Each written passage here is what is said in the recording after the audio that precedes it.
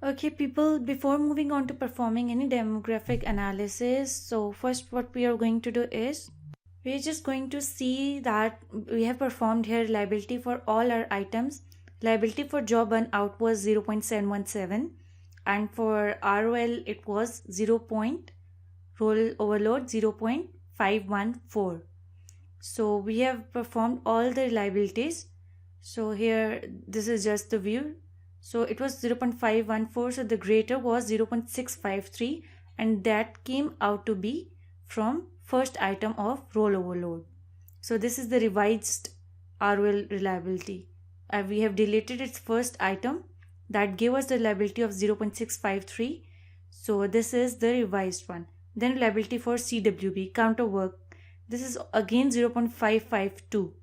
So which item had to be deleted? It was item number 5, that was 0.627. So this is how we again performed its reliability. That came out to be 0.627 over here. Okay, you can perform the reliability for each of the item again.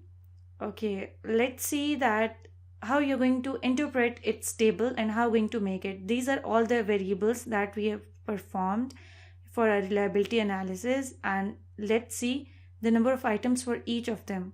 Go back to your data for output, go back to your output sheet, and in this view let's see that high performance work system had 7 items. So let's write number of items were 7, and then the value of Cronvac alpha 0.702. So revised number, there were no revised items since the reliability that we got was greater than 0.6. So next was anxiety. Let's take in output view. Anxiety had 5 number of items over here, and then value was 0.577. Go back, 5 items and then 0.577.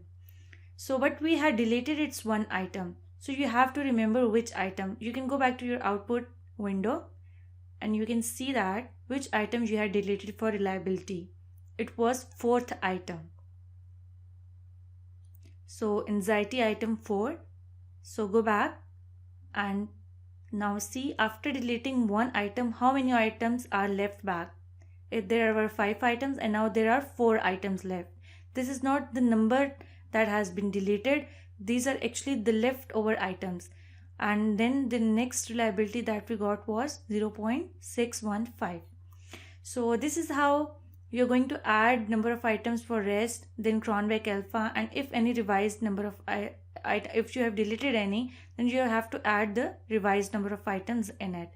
So this is how you're going to interpret reliability tables. You're going to make it in APA format, and here I have already told you that how you're going to do it.